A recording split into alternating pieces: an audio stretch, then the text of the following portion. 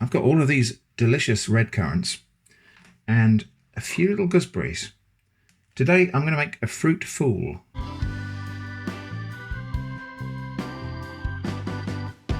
So I'm making a fruit fool today. These red currants came from a neighbour who loves to grow red currants but doesn't like eating them, so it gave them all away, which is weird, but there you go, fantastic for me. These gooseberries I found in a hedgerow, so we're just going to have a look at that discovery. So here's something I've seldom seen in the wild. This is gooseberries in a hedgerow of a really quiet country lane here. These are really nice and ripe actually, in fact they're falling off. But these are gooseberries. I'm going to try one of these raw. They are nice and squishy, so hopefully ripe. Let's give it a try. Now I am expecting this might be a little on the sour side, so let's give it a try. Actually no, really sweet. Sweet, grapey, juicy. Yeah, I think we'll pick the rest of those and see what we can make with them. These are going to require a little bit of preparation.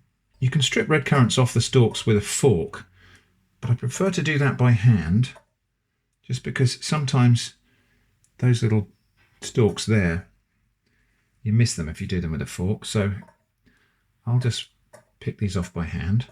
Gooseberries typically need what they call top and tailing, which is a case of just taking off that stalk, and sometimes there's a persistent little bit of the flower there on the bottom, just needs picking off as well.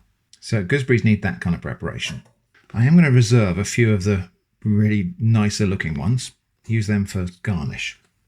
Okay, so I've got nice 200 grams of fruit here. Now, interesting thing about gooseberries and red currants is they're closely related. And you can tell actually if you look at the fruits. Let's get a close-up view of them.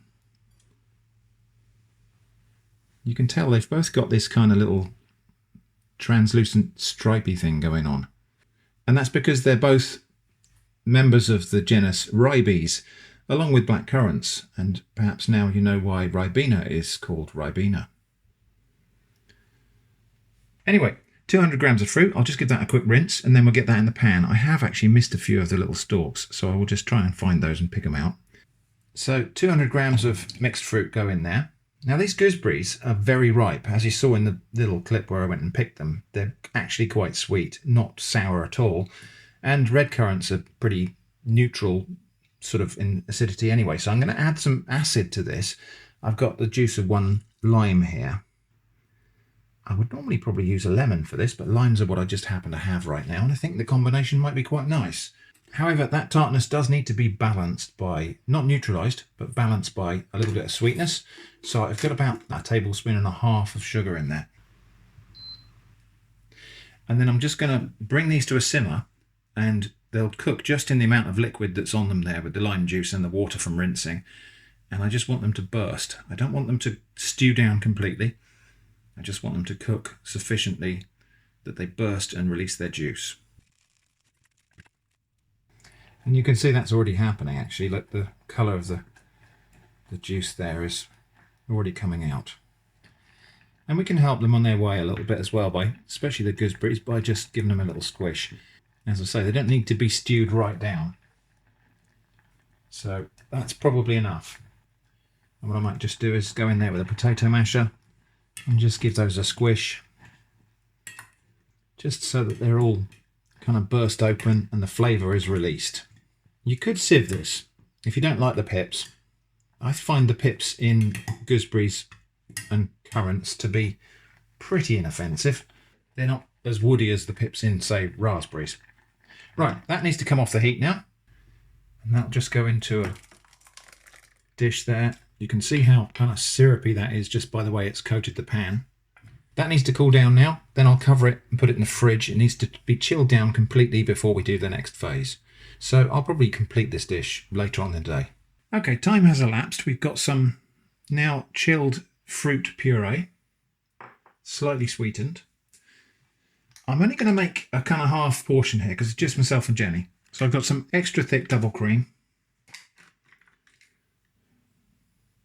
Yeah, and they really mean it. And this is a 300ml tub, so I'm going to have about maybe half of that. So that's like about 150 ml. Into that, we're going to have a little dash of vanilla extract and a little bit of icing sugar. There's maybe about a tablespoonful there, less than a tablespoonful there. It needs a little bit just to bring the flavour of the vanilla out. And then I'm just going to whisk this until it stiffens a little bit. Right. Now, here's the thing with double cream is sometimes it takes a long time to thicken, and then if you're not careful, it suddenly turns to butter. So I was keeping an eye on that, and as soon as it started to thicken, I stopped. Now we're going to take that whipped cream and stir through some of this gooseberry and redcurrant puree.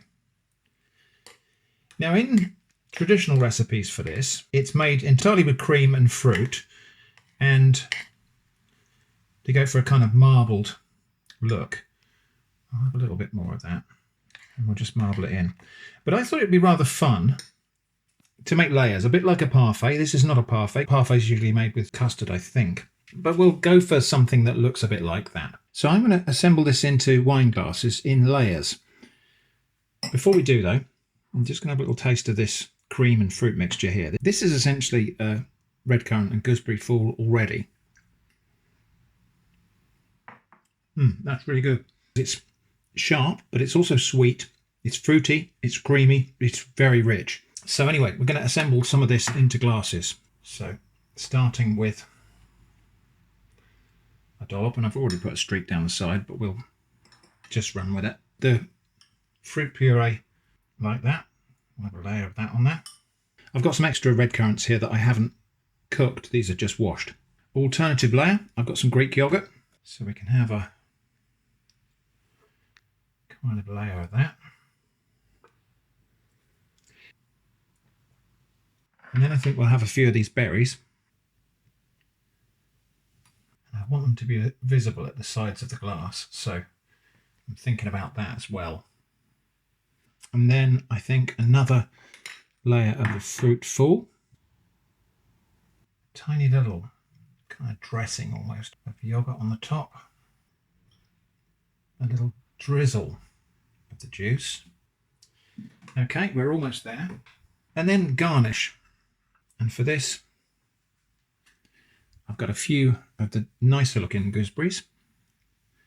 So I think we might just top and tail one gooseberry for each one of these. Do you know what I think would be fun?